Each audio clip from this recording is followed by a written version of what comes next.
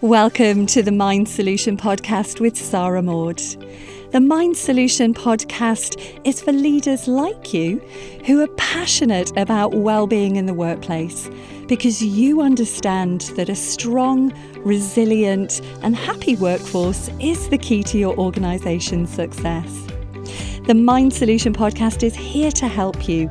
So join us every week where we'll share with you powerful insights, strategies and know-how to ensure that your people and your organisation are truly thriving from the inside out.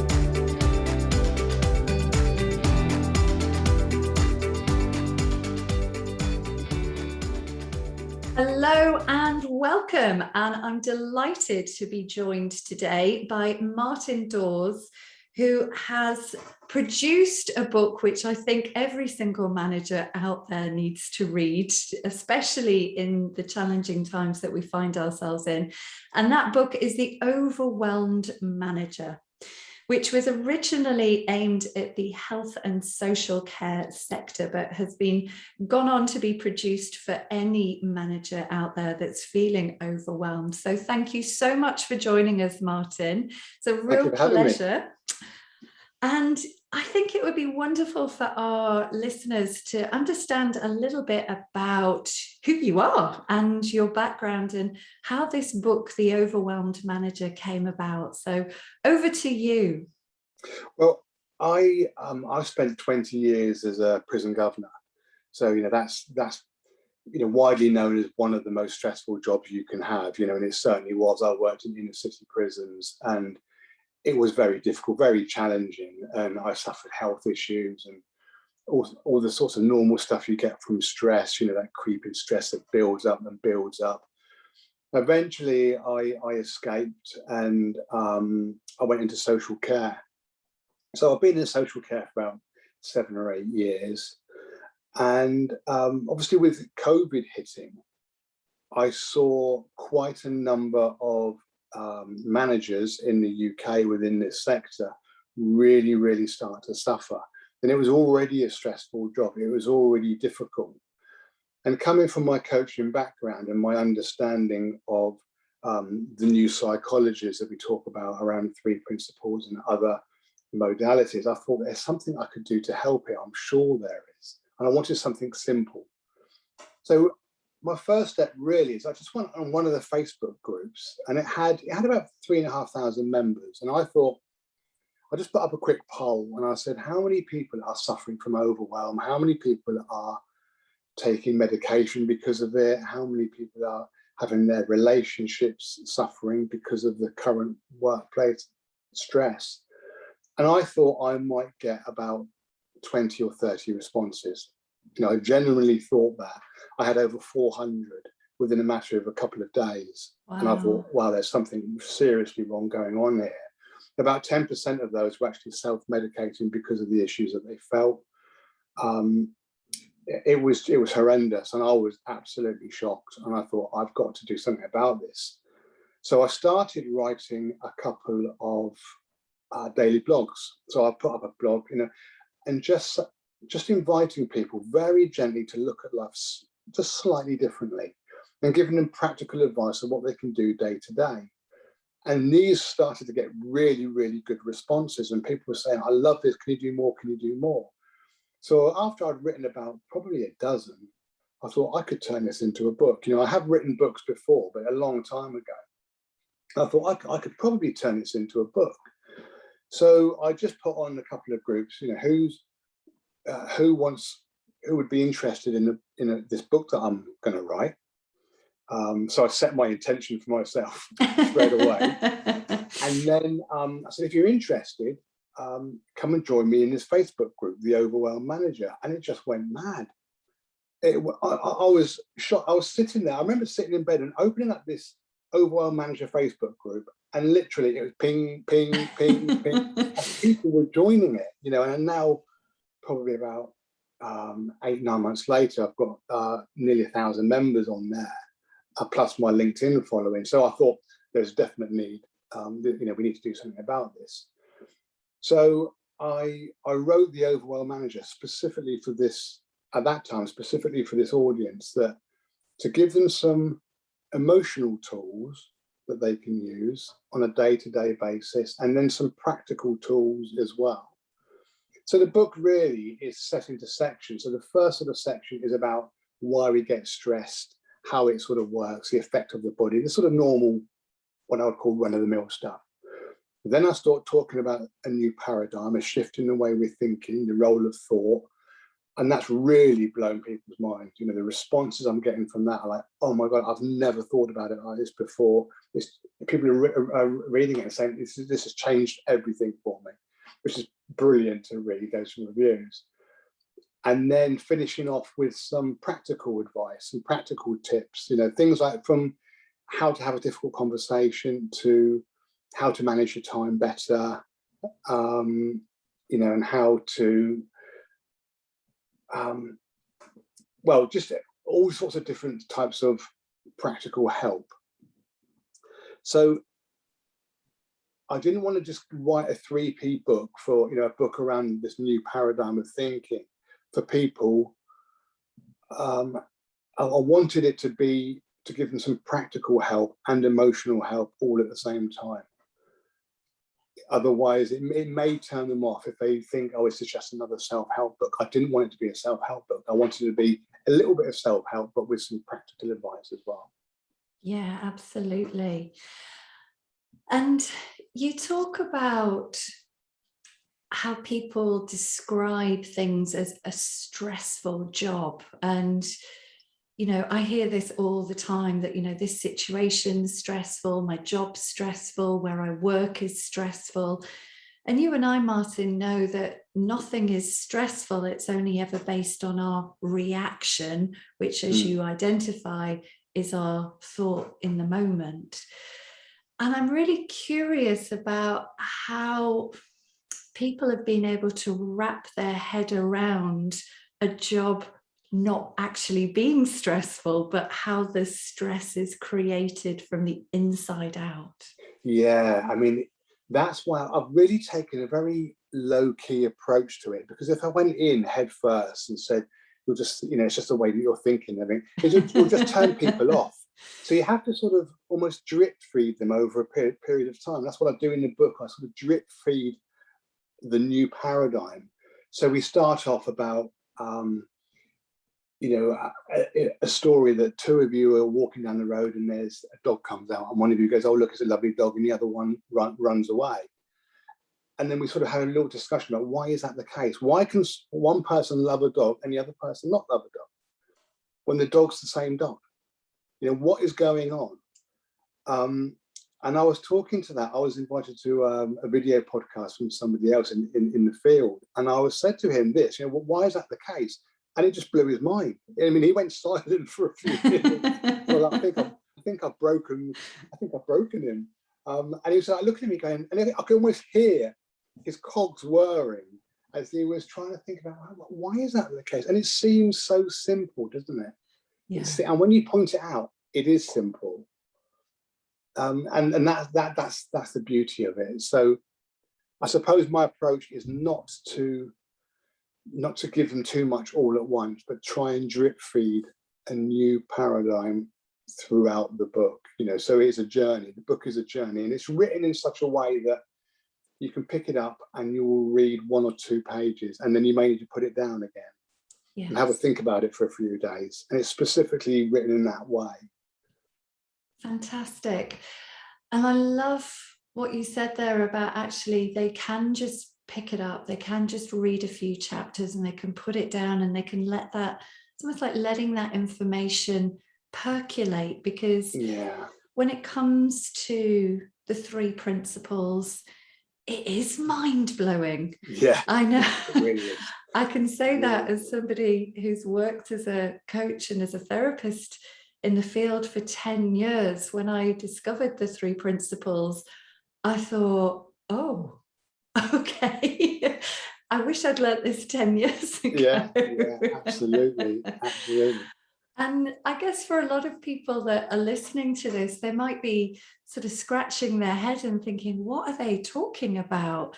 So would you like to give us a little bit of a taste of what is the three principles? Well, that's an easy question. That's a big question. It is a big question. The three principles is also really one principle, one big principle, but it's really about how we experience reality and who we are.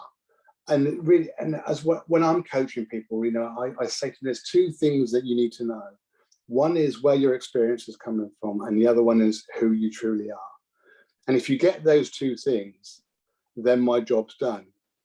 But you can see massive shifts in people, even after one session, when they just start to change the way that they think. So really, the three principles talks about how we create our experience moment by moment. And that our feelings are not telling us anything about the outside world. They're just telling us what we're thinking. And those feelings are created through thought, and how thought creates our experience of reality. And there's not really much to do, because when you coach someone, they say, well, what can I do about that? How can I make this better? So there's nothing for you to do. It's just an understanding. If I'm going to show you how to ride a bike, I've shown you how to ride a bike. I don't need to re-show you how to ride a bike. You already know, So I love that analogy. Yeah. So it's great when they start to see it and they start to see their lives change. And I had one client the other day, she's just finished with me, and she said, when she started, I was giving her all of these things. This is how you will see your life change. And she was incredulous and thought, no, that's never going to happen. And at the end, she said, oh my goodness, that's exactly what's happened. People are acting differently to me all around me, and I haven't done anything. I said, well, you have. You've changed internally, so they have to respond to you differently.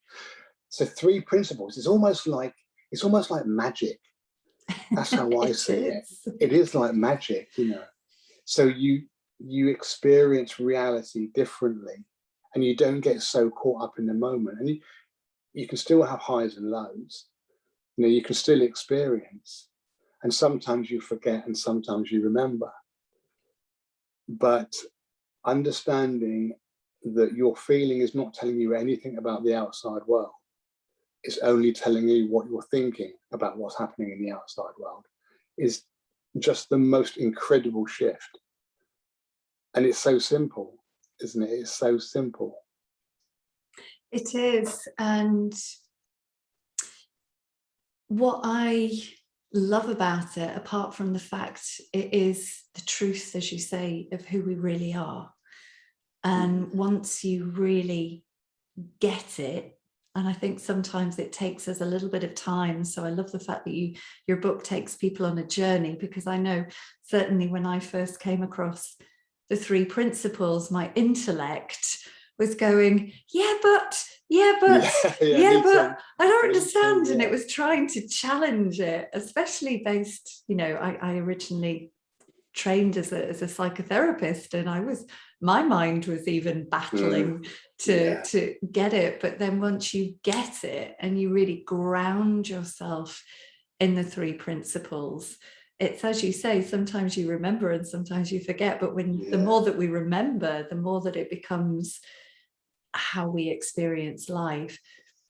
And I love it when we take our leaders that we coach, for example, our executives that we coach through that journey, because so many times we hear people say, I want tips for how to manage stress. I want tips for how to manage anxiety. I want tips to help me. And I've always had this feeling of, well, I can give you as many tips in the world, but actually, what difference is that going to make? And wouldn't it be better that we just eliminated stress in the first place, and then you don't need all these tips? Yeah, that's like saying, I want tips so I can understand how an apple falls from a tree. I want a tip so I can see why the wind blows. That's just what happens, isn't it? It just is. You don't need to do anything about it. And the other really big thing I love doing is showing people who they truly are and seeing them come alive. And then initially there can be some resistance to that because they've built up such a story of who they are over many years. But when you explain to someone, if you didn't have all the experience, if you didn't have your name, if you didn't have your family, your friends, your workplace, what would be left? What would be left? What would be left behind if you took away all of the words that you use to describe your surroundings? And that's a big shift. It's a big leap for them to get there. And really what's left is an awareness. That's all that's left. And that's the essence of who we are, just that awareness. And especially if you have like a female perhaps that you're coaching, and I said, imagine that you're holding your firstborn and looking into those eyes, and you get that feeling of overwhelming, overpowering love. That's who you are. Beautiful. That's it right there. There's nothing else. Everything else is completely made up. But that's who you are. Even your name is not yours. Yeah. And it's fascinating, isn't it, when we help people to break free of these identities that they've created. And I loved what you said there, that people wear so many different hats, whether that's the hat of a manager as an identity, or a woman or a man or a mother or a father, or it's what are we in that moment, what hat are we wearing? And that's who we identify with, because who we are at work might be a very different person to who we are when we're having coffee with a friend. And bringing that awareness into the picture. And of course, we get dressed with clothes every day, but we don't become I hope so. Unless I'm in Barbados, maybe. But then we don't become those clothes. So who we think we are is probably no different to wearing the clothes, and I could say to you, Sarah, tomorrow you're going to be a ballerina and you're going to wear Wellington boots every day. You've obviously not seen my feet, Martyn. And you're going to be called Esmeralda. And that's just as relevant. That is just as relevant and true as you being Sarah, the podcaster, and the person at Mind Solutions. It's just as true. So for those people who have read the book and have been taken through that journey that you've taken them on, you said that the feedback has been incredible, and I'm really curious for our readers to understand actually what difference has it made to people's lives, those people that have read your book, Martyn. We see managers at the moment in social care, which is what the first edition really was about. They were caught up in a horrendous situation. I mean, it's already a stressful job to start with. So they're managing you imagine it, you've got your most precious possession in the world, your mum, your child, your brother or sister, something like that. And you go and give it to someone else and say, I want you to look after this person for me. My most treasured possession is now your responsibility. So they've got that responsibility. Now you've got your expectations of what you want that care to look like. And very often the manager just can't deliver that. It's absolutely impossible. And then they've got the expectations of the person that they're caring for, the expectations of all the staff around them, and of the provider or the organizational company that they're working for, who obviously have to try and turn some sort of profit to try and keep the business going. And then a highly regulated industry, which is open to everybody to see and observe how well you're doing. You can go onto the inspectorate website and people can look at your home and your name is on it and they can read what they think about it. That's a really stressful environment to be in. So for them just to understand that, not to take all that personally, not to make it about themselves. This is, at the end of the day, yes, it's an important job, but it's a job. It is not them. It's not who they are. They are doing a role. They are playing a role in that moment. So to understand, to take a step back and see it for what it is, and then understand that the stress that they're feeling is not coming from the workplace. It's not coming from the provider or the local inspectorate or relatives. It's coming from how they think about that. But you know what? Even we forget it. I mean, I was managing a really difficult home a few weeks back, and I forgot it over a period of about 3 weeks. I forgot it myself. You know. Can I just clarify, Martyn, when you say home, just for our listeners, I'm assuming you mean a care home. I do mean a care home, yeah. That's all right. Yeah, I just wanted to double check. Yeah. So I was managing this care home, and it was very, very difficult. They put me in there to try and turn it around. It was really stressful, and I forgot. In the moment, I forgot, and I got myself really wound up and really overwhelmed over a couple of weeks. And then one day, the local authority, the local inspectorate came in, and I just exploded them. And I was really quite unprofessional at that moment in time, just because I got caught up in my own thinking. And I stormed out of the building, and I sat in the car and said, right, that's it, I've had enough. And I sat in the car, and it was literally like a light bulb went on in my head. And I thought, what on earth am I doing sat in the car here? What the hell's going on? And I went back in and said, I'm really sorry about that. It's been a stressful few weeks. Please start again. And that's the difference between 1 minute remembering and 1 minute forgetting.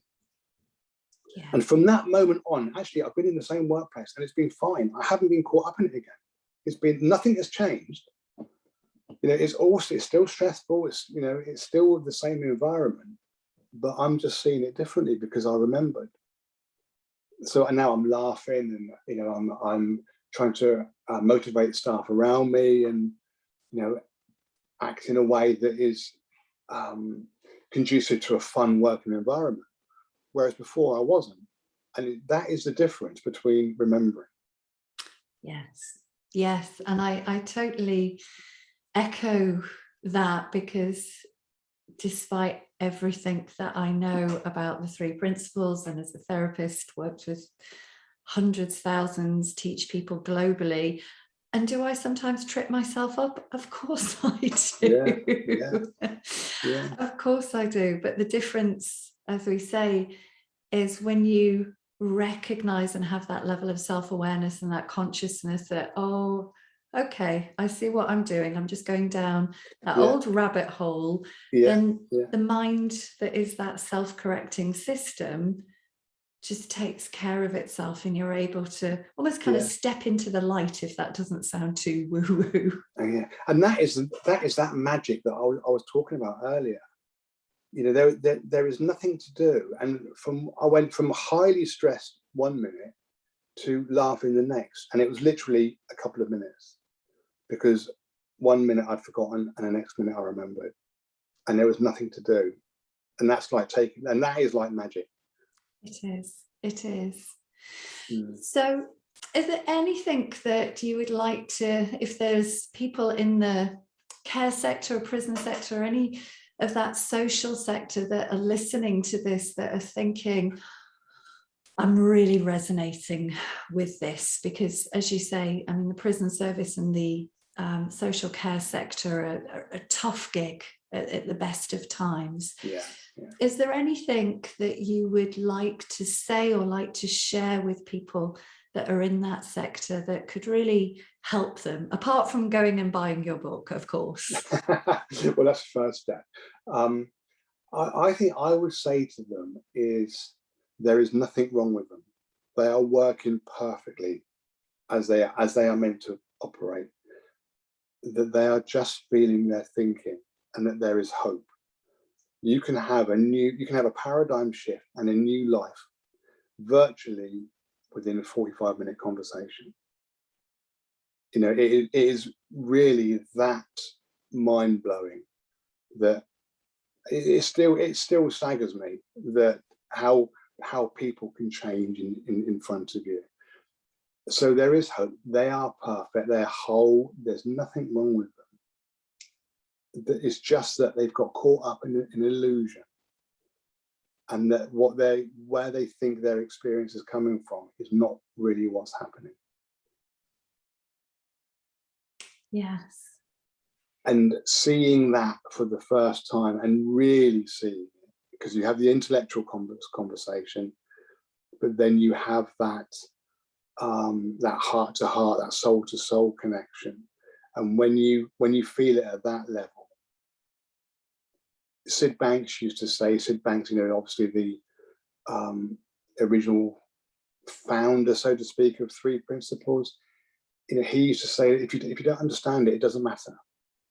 If you're feeling nice and calm and relaxed, that's enough.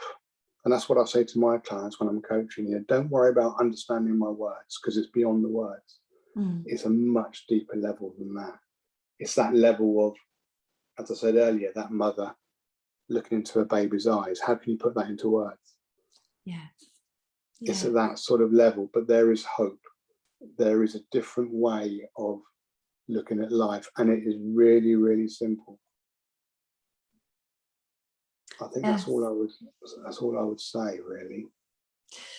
And I love that, because I know from experience of having worked with people, I think sometimes because of old paradigms, that people think that if they're experiencing challenges with their mental health, whether that's stress, whether it's anxiety, depression, for example, that they have to, be in therapy for years. And I know as a fellow coach, Martyn, we do work with people over a period of time, because we take them on, as you say, that journey. They can experience a profound insight that can change their minds forever in 45 minutes or even 10 minutes. But to really ground them in this understanding, as you say, we have to work beyond the intellect. We have to take them on a bit of a journey, but the amount that we can achieve in, say, a 3-month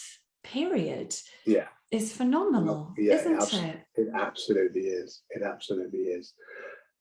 And when you see someone that you're coaching over this period of time, and you see them change each week, and they're coming to you and they're saying, this happened this week, and I didn't act in the way that I normally act. What's going on?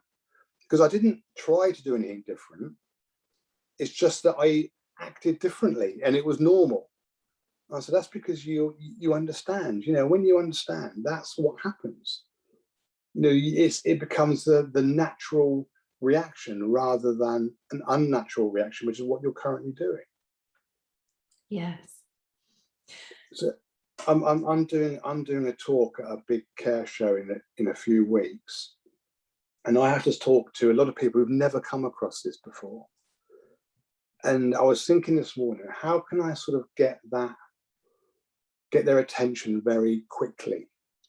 So I thought, what I'm going to do is I'm going to play a piece of music that, when I was young, really divided the country. Some people hated it and some people liked it. And then I'm going to ask them, who hates this music? Who loves this music? And then I'm just going to say to them, how can you all have a different experience? If it's coming from the music, why are you all thinking different? Can someone explain that to me? And that's going to get their cogs whirring. They're going to sort of sit there and go, what the hell is this all about? And then we're going to sort of use that as a starting point and progress from there, because you need to show them at a very basic level that what they're feeling is not telling them anything from the outside world. And that's a really good, simple example to start with. Beautiful. I love that. My mind's very curious. I'm looking forward to hearing what the piece of music was. I won't ask you to do a spoiler.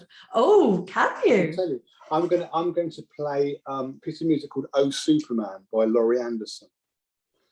Now, you have to don't know. You're going to have to sing that one to me. I wouldn't sing it to you, but go onto your music provider, your streaming service, and just put it in, and you will either love it or hate it. Now, I happen to love it. My parents hated it. My son hates it. If I put it on in a car, he hates it. But I find it quite profound and soothing and relaxing. But I can understand how some people really hate it. But it can't be coming from the music. Otherwise, everybody would feel the same. Yes. Yes. And I guess if we think about it, you can apply that fantastic example to movies that absolutely create that love-hate divide in people, or books, or a piece of poetry, or even food. How does some people love some foods and others not? And yeah. I mean, after this podcast, some people are going to listen to this podcast, and some people will think, well, that was great, I really enjoyed that. And some people will think that was the biggest load of rubbish I've ever heard. And we'll think different things as well. But the podcast is the podcast. It's just the same. It's the same for everybody. But everyone's going to have a different experience of it. And that's an example of how we create our experience. Yes. Through thought. Yes, absolutely. And what's the care show that you're doing the talk to, Martyn? I think it's just called The Care Show. It's in England, in Birmingham NEC, and I'm on the 13th at 12:10. So I'm just going to go and prepare to blow a few people's minds. Oh, you blow away, blow away. Hopefully sell some books. I'm sure, I'm absolutely sure. Which brings me to my last question for anybody that is listening to this, that you've whetted their appetite, you've stimulated their mind already. Where would they be able to get their hands on a copy of The Overwhelmed Manager, Martyn? Well, the social care edition is on Kindle at the moment. That I haven't converted the new one yet to a Kindle book, so that won't be ready for another couple of weeks. You can get the new general version on PDF on my website, which is www.martyndawes.co.uk, Martyn with a Y and Dawes, Daws. Or if you Google The Overwhelmed Manager, I think that very often will take you to my website anyway. You can also order a paperback of the new general version, and if you're outside the UK, I would ask if you could order the PDF, because sorry, I don't know what happened there. I got we lost you for a moment.